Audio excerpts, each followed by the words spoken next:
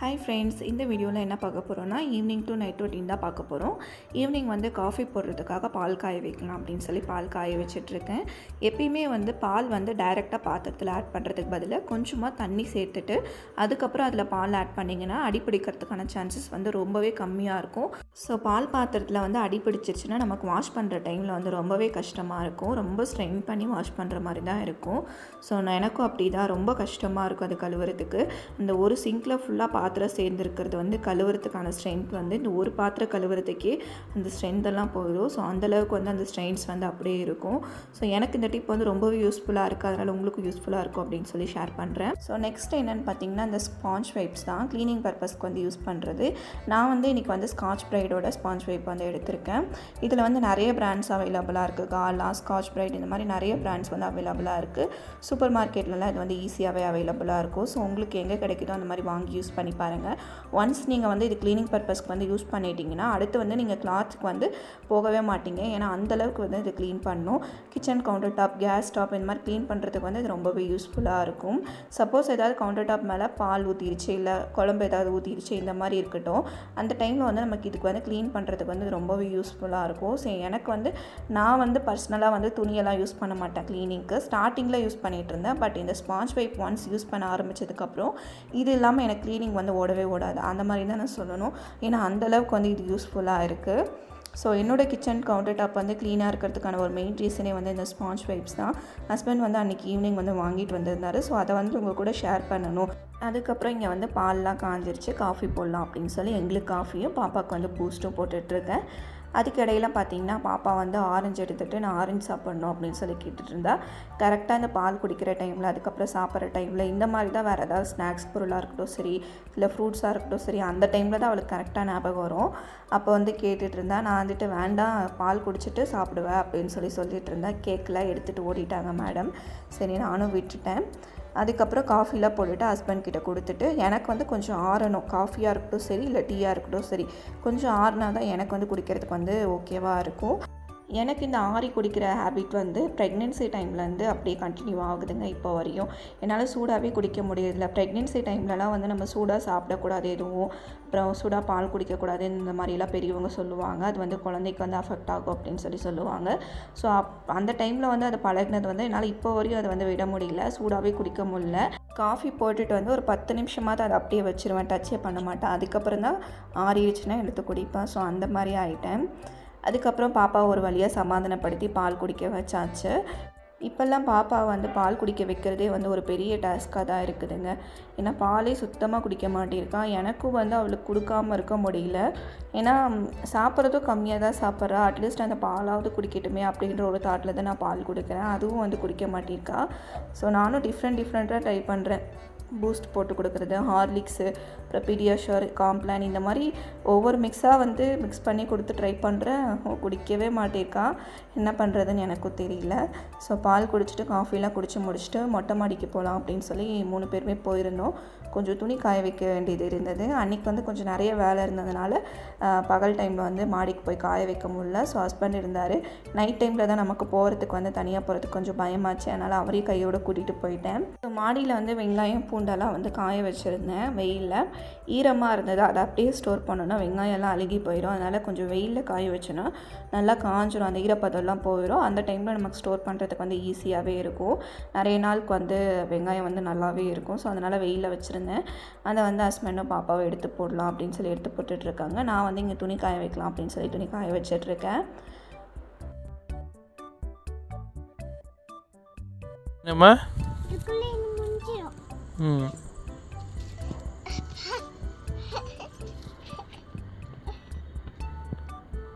முடிச்சிட்டே சீதா?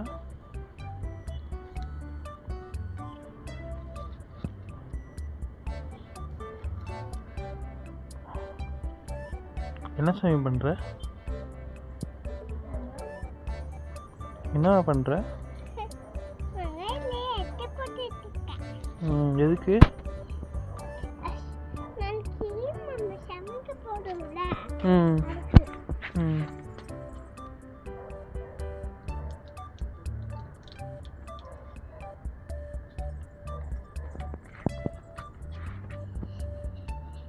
எல்லாம் எடுத்து போட்டிங்களா?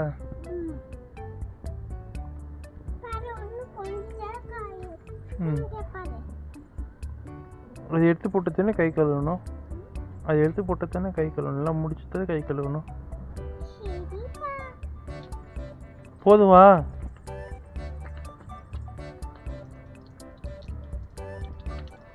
மாடிக்கெல்லாம் போயிட்டு வந்துட்டு கீழே வந்து டின்னர் வந்து செய்ய ஸ்டார்ட் பண்ணிட்டேன். டைம் ஆகிடுச்சு, கிட்டத்தட்ட 7:15 ஆகிடுச்சு.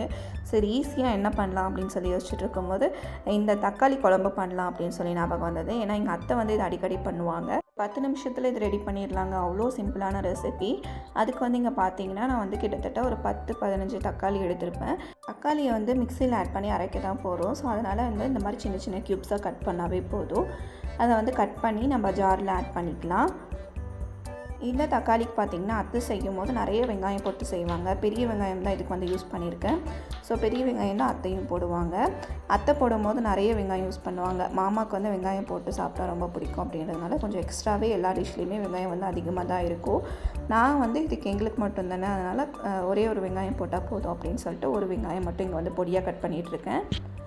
இந்த டிஷ் பார்த்திங்கன்னா ரொம்பவே டேஸ்ட்டாக இருக்கும். இட்லி, தோசை, சப்பாத்தி இதுக்கெல்லாம் தொட்டு சாப்பிட்றதுக்கு வந்து ரொம்ப சூப்பராகவே இருக்கும். ஸோ இங்கே பார்த்திங்கன்னா தக்காளியெல்லாம் கட் பண்ணி நான் வந்து ஜாரில் சேர்த்துட்டேன். இதுக்கு ஒரு 4 பூண்டு பல், நல்லா பெரிய பூண்டு பல் வந்து இந்த மாதிரி பொடியாக கட் பண்ணி சேர்த்துருக்கேன். அதுக்கப்புறம் 1 ஸ்பூன் அளவுக்கு வெந்தயம். இதில் வந்து மெயினான விஷயம் பார்த்திங்கன்னா பூண்டும் வெந்தயமும் இந்த மாதிரி அரைக்கிற டைமில் வந்து சேர்த்துக்கோங்க. நல்லா வாசனையாக இருக்கும். ஸோ அரைக்கிறதுக்கு பார்த்திங்கன்னா இவ்வளோ பொருள் தான். இது ரொம்ப ஈஸியாக ப்ரிப்பேர் பண்ணிடலாம். நீங்களும் ஒரு டைமாவது இந்த மாதிரி செஞ்சு பாருங்கள். வீட்டில் ரொம்பவே டேஸ்ட்டாக இருக்கும். ஸோ இப்போ இதை க்ளோஸ் பண்ணி நம்ம வந்து நல்லா அரைச்சி எடுத்துக்கலாம். தண்ணியில் எதுவும் சேர்க்க வேண்டாம். இப்போ இதை வந்து நல்லாவே அரைச்சாச்சு. கடாய் வச்சுக்கலாம் தாளிக்கிறதுக்கு.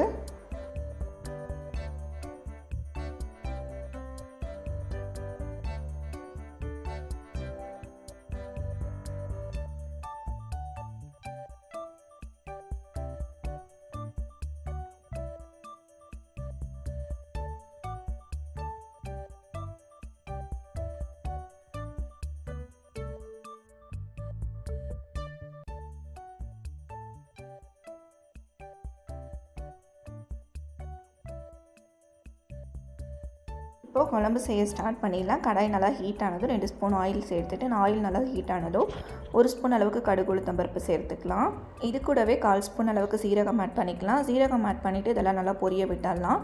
சீரகம் வந்து கண்டிப்பாக ஆட் பண்ணிக்கோங்க. டேஸ்ட் வந்து நல்லாயிருக்கும், நல்லா வாசனையாக இருக்கும். அதே மாதிரி ஜீரணத்துக்கு வந்து சீரகம் வந்து ரொம்பவே ஹெல்ப் பண்ணும். நான் மோஸ்ட்லி எந்த டிஷ்ஷஸ் பண்ணாலுமே அதில் வந்து கண்டிப்பாக சீரகம் வந்து சேர்த்துப்பேன்.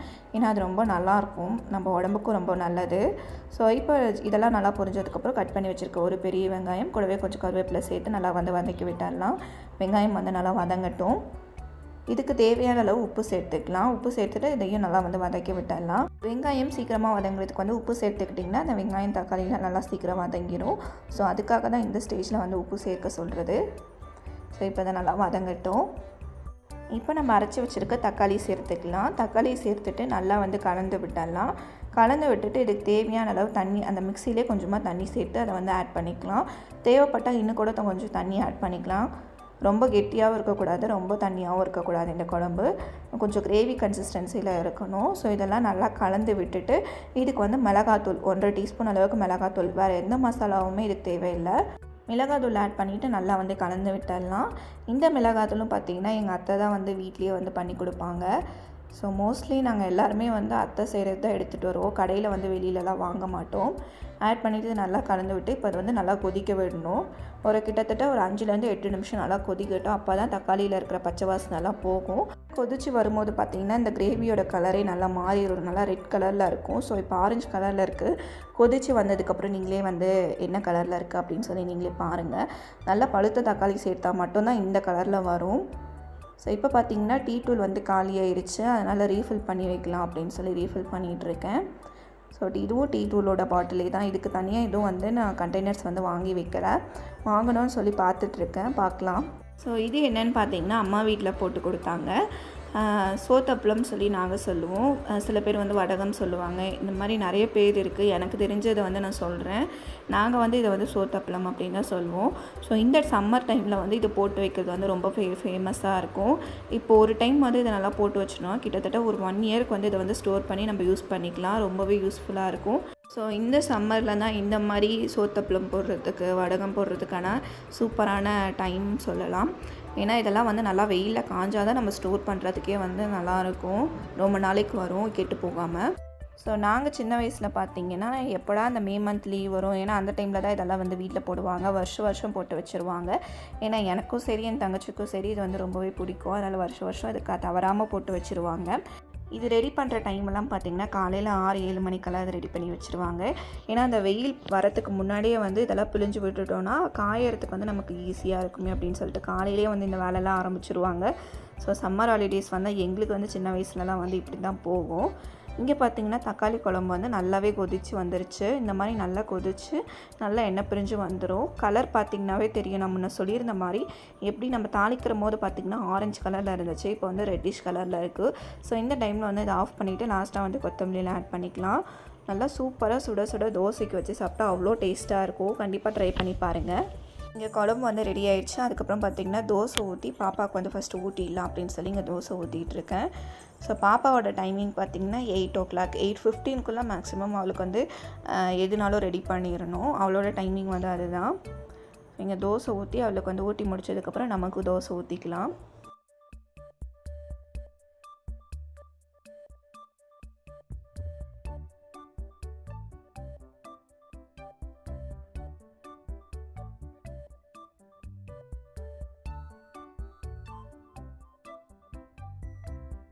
இங்கே வந்து பாப்பா வந்து சாப்பிட்டுட்டே அத்தைக்கிட்டேயும் மாமாக்கிட்டேயும் வீடியோ கால் பேசிகிட்டு இருந்தா. ஸோ டெய்லி வந்து அவங்கக்கிட்ட வீடியோ கால் பேசிடுவா. அப்படியே சாப்பிட்டுட்டே வீடியோ கால் பேசிகிட்டு இருக்கா. அவளை வந்து சாப்பிட வச்சுட்டு நாங்களும் சாப்பிட்டு முடிச்சுட்டு இங்கே வந்து க்ளீன் பண்ண வந்துட்டேன். ஸோ இந்த ஸ்பாஞ்ச் வைப் வந்து எந்தளவுக்கு யூஸ்ஃபுல்லாக இருக்குது நீங்களே பாருங்கள், எந்தளவுக்கு க்ளீன் பண்ணுது அப்படின்னு சொல்லிட்டு. ஸோ இந்த வெங்காயம் எடுத்துகிட்டு வந்து வச்சது வந்து நாளைக்கு வந்து எடுத்து வச்சுக்கலாம். க்ளீன் பண்ணி எடுத்து வைக்கணும், அதோட தோல்லாம் எடுத்துகிட்டு. ஏன்னா அப்படியே வச்சோன்னா நிறைய டஸ்ட் ஃபார்ம் ஆயிரும், அதனால் க்ளீன் பண்ணி வச்சுக்கலான்னு சொல்லிட்டு இப்போ டைம் ஆகிடுமே க்ளீன் பண்ணோம் அப்படின்னு சொல்லிட்டு நாளைக்கு க்ளீன் பண்ணிக்கலான்ட்டு வச்சுட்டேன். எப்பயுமே இந்த வெங்காயம் பூண்டெல்லாம் வாங்கினோன்னா அது ஈரமாக இருந்ததுன்னா கொஞ்சம் காய வச்சுட்டு அதுக்கப்புறம் ஸ்டோர் பண்ணோன்னா ரொம்ப நாளைக்கு வந்து நமக்கு நல்லாயிருக்கும். அப்படியே ஈரத்தோடு ஸ்டோர் பண்ணோன்னா வெங்காயம் வந்து சீக்கிரம் அழுகி போயிடும். ஸோ இந்த டிப்பு வந்து யூஸ்ஃபுல்லாக இருக்கும்னு நினைக்கிறேன். இந்த வீடியோ வந்து இதோட முடியுது. சாப்பிட்டு முடிச்சுட்டு எல்லா கிச்சன்லாம் க்ளீன் பண்ணிட்டேன். அன்றைக்கி நைட் வந்து இப்படி தான் போச்சு. உங்களுக்கு இந்த வீடியோ பிடிச்சிருந்தா கண்டிப்பாக வந்து வீடியோவை லைக் பண்ணுங்கள், மறக்காமல் சேனலை சப்ஸ்கிரைப் பண்ணுங்கள், உங்களோட சப்போர்ட் கொடுங்க. தேங்க்ஸ் ஃபார் வாட்சிங் ஃப்ரெண்ட்ஸ். பாய்.